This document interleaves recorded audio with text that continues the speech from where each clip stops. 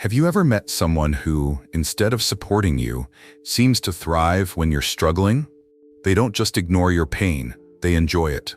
They smirk when you fail, stay silent when you succeed, and somehow your misfortunes always bring them a little too much amusement. This isn't just pettiness, it's a sign of something much darker. The truth is, evil doesn't always announce itself with a wicked grin or a dramatic monologue like in the movies. It operates in the shadows, subtle, calculating, and often disguised as kindness. But if you know what to look for, you can spot it before it sinks its claws into your life. Today, we're breaking down 10 clear signs that someone around you might be truly toxic, and most importantly, how to protect yourself from their influence. And the first sign? The unsettling pleasure they take in watching others suffer. Let's dive in. Number 1. The pleasure of pain when someone enjoys your suffering. Not everyone who smiles at your downfall is a friend in disguise. Some people don't just ignore your struggles, they take pleasure in them. You might notice a subtle smirk when you fail, a hidden satisfaction when you hit a rough patch, or even a lack of support when you're going through something difficult. At first, it might seem like a misunderstanding. Maybe they're just indifferent, or perhaps they're too busy to care. But as time passes, a pattern emerges, one that reveals their true nature. I once knew someone who seemed genuinely friendly, always engaging in conversations, always around.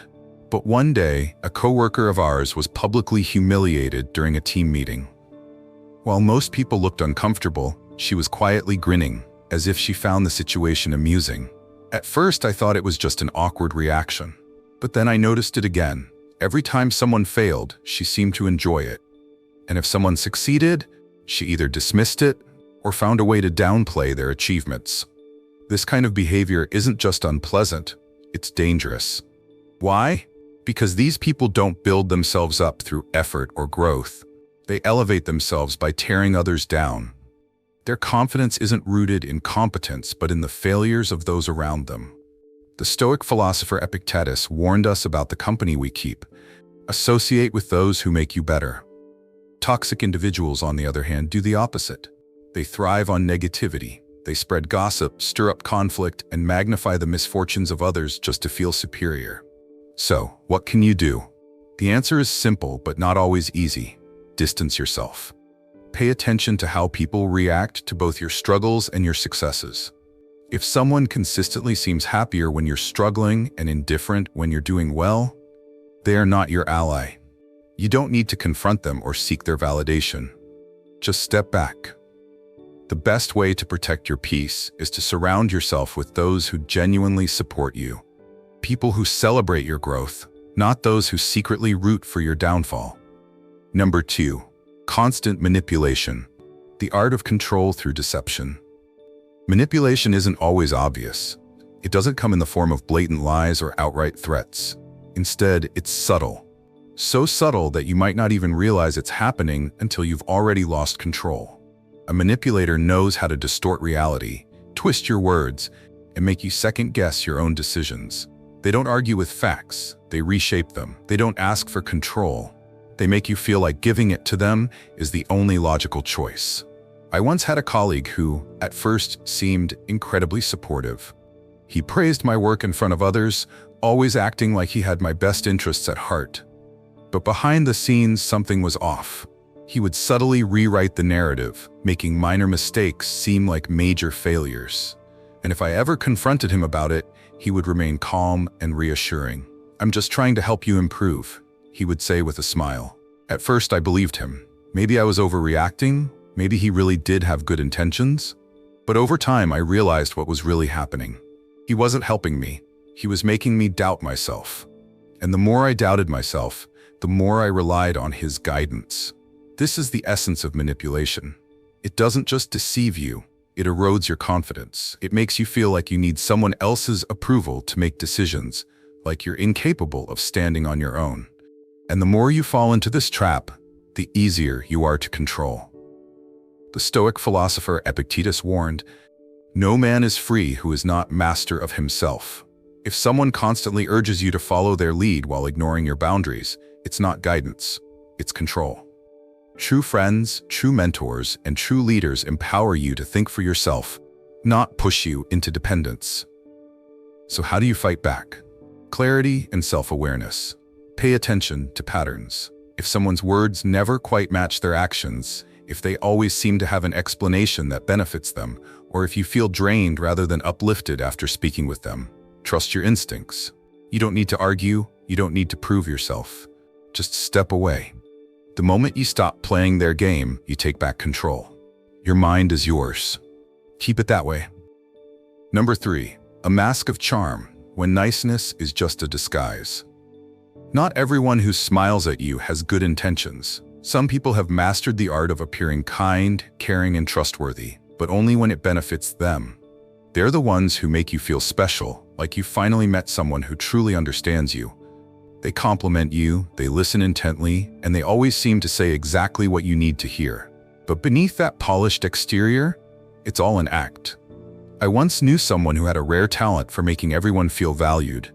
He had the perfect words for every situation, always saying the right thing, always knowing how to make people feel seen. At first, I admired him, but over time, I started noticing something strange. His kindness wasn't consistent. It was selective. He was warm and generous when he wanted something, but the moment someone was no longer useful to him, his behavior changed. He would ignore them, downplay their achievements, or even criticize them behind their backs. That's when I realized his charm wasn't genuine. It was a tool. The Stoic emperor Marcus Aurelius once warned us, "The soul becomes dyed with the color of its thoughts." In other words, a person's true nature will always reveal itself through their consistent actions, not just their words. A genuinely good person doesn't need charm to manipulate others into trusting them.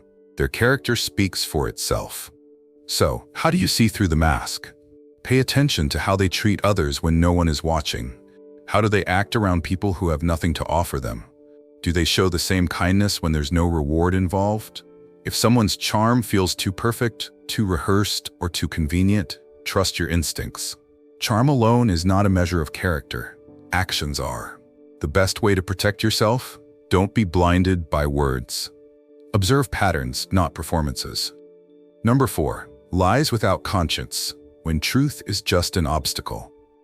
Honest mistakes happen. People forget things, misremember details, or even bend the truth a little to avoid embarrassment.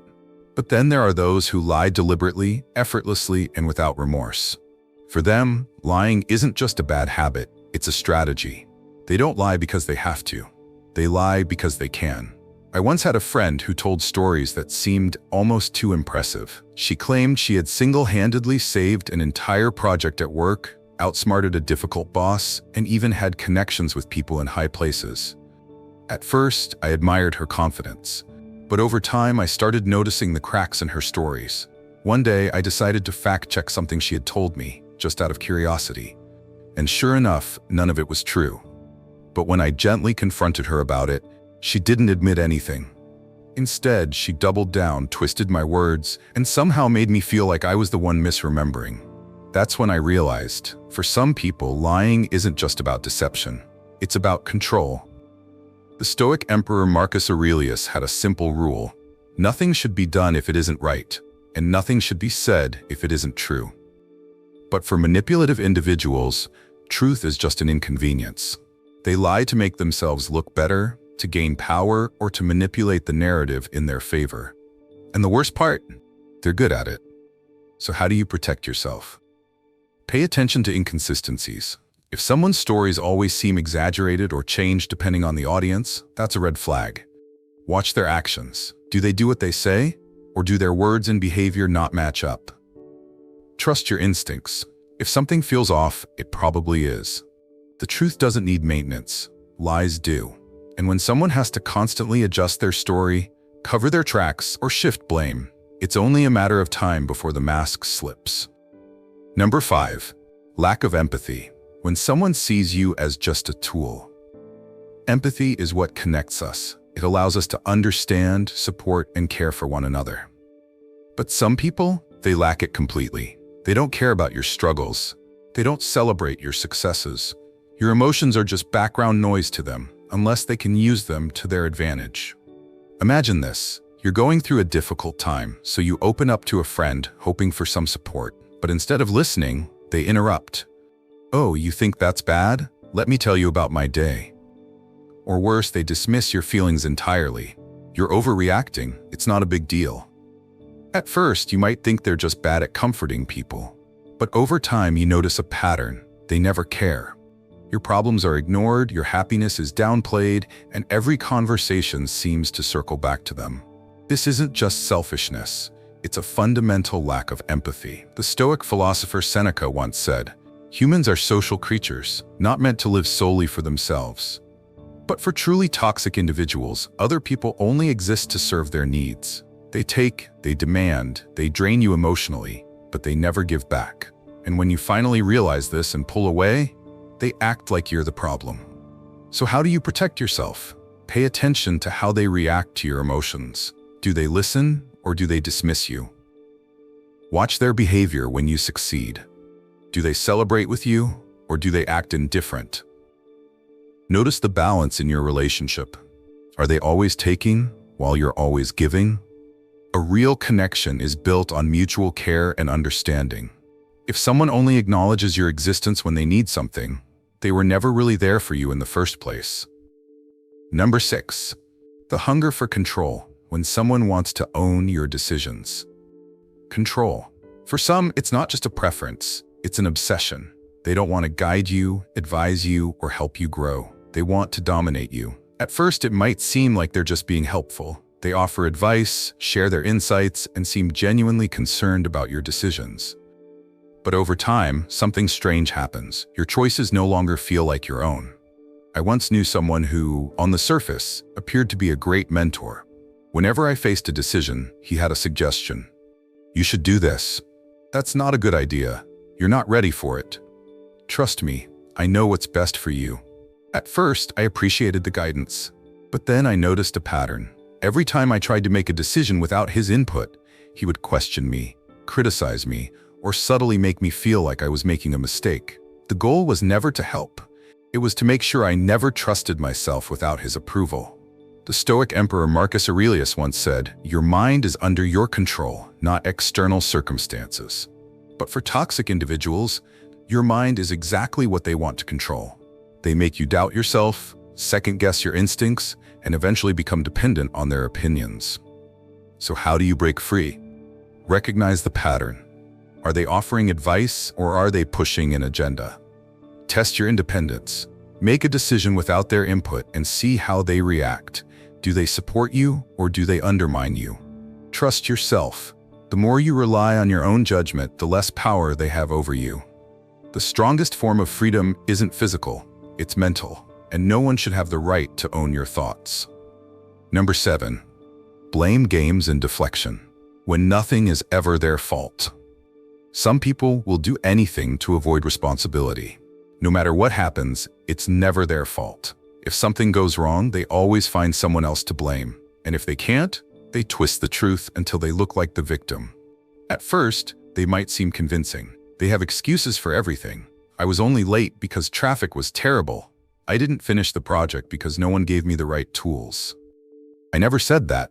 You must have misunderstood me." But over time, you start noticing the pattern.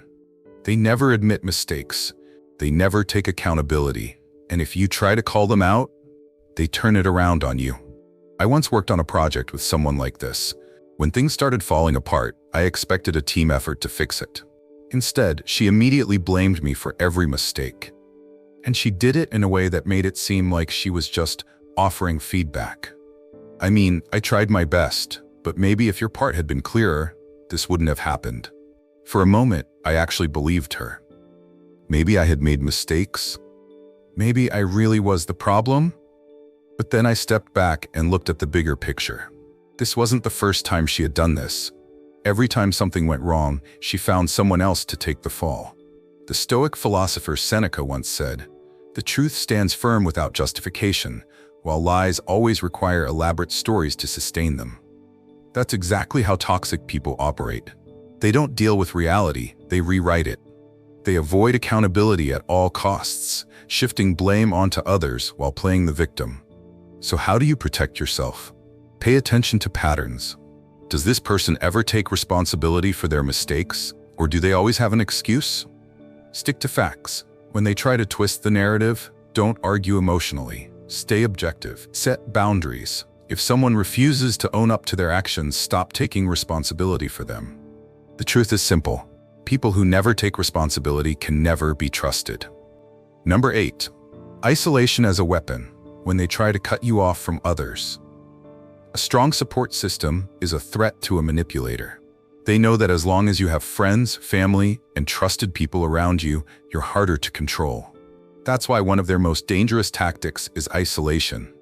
But they don't do it openly. No one just says, "I want you to be alone so I can manipulate you better." Instead, they use subtle, calculated strategies. They plant doubts about the people in your life. Are you sure your best friend really supports you?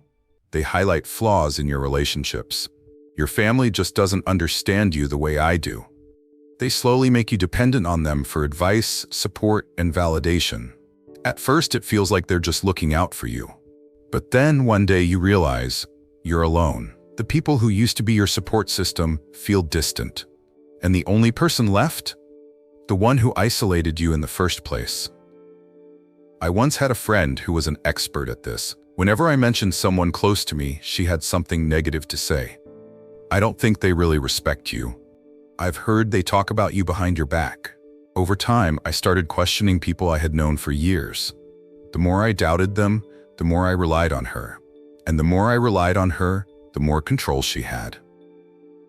The Stoic Emperor Marcus Aurelius reminds us, we are not meant to live in isolation. A truly good friend, mentor, or partner will strengthen your relationships, not destroy them.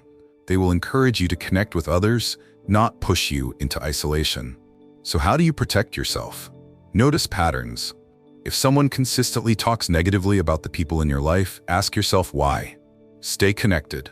No matter what anyone says, maintain your friendships and relationships. Trust actions over words. If someone truly cares about you, they won't try to separate you from those who love you. Toxic people thrive in isolation. Don't let them make you an easy target. Number 9. Jealousy in disguise. When they pretend to support you but secretly want you to fail. Not all jealousy is obvious. Some people won't openly criticize you or try to bring you down. Instead, they disguise their envy as concern, advice, or even support. At first, their words sound harmless, even encouraging. That's great, but don't get too excited. It's not that big of a deal. You did well, but I think you could have done even better. I mean, I'm happy for you. But I heard someone else did the same thing and got even better results. They're not directly attacking you, but somehow their words always leave you feeling doubtful, small, and unsatisfied. I had a friend like this once. Every time I achieved something, she was the first to congratulate me. But her compliments always came with a subtle jab, just enough to plant a seed of doubt. Wow, that's impressive. I just wonder if it's sustainable long term. At first, I thought she was just pushing me to improve. But then I noticed she only acted this way when I was doing well. When I was struggling, she was always supportive. It became clear she didn't want me to fail outright, but she also didn't want me to succeed too much. The Stoic philosopher Seneca warned us, envy is the ulcer of the soul. People who are jealous of you will never celebrate your success wholeheartedly. Instead, they'll find ways to make you doubt yourself, just enough to keep you from growing too far beyond them. So how do you handle it? Listen to how they react to your wins. Do they encourage you, or do they subtly diminish your achievements? Watch for patterns. Do they always seem more supportive when you're struggling, but critical when you're succeeding? Don't shrink yourself. Never downplay your achievements to make someone else comfortable. True friends push you forward. Jealous ones hold you back just enough so they can keep up. Number 10. The unrepentant heart. When they never admit they're wrong. Everyone makes mistakes. But what separates good people from toxic ones is how they handle those mistakes. A good person acknowledges when they're wrong, learns from it, and makes amends. But a truly toxic person? They never take responsibility. If they hurt you, they blame you for being too sensitive. If they make a mistake, they act like it never happened. If you confront them, they either gaslight you or turn the blame back on you.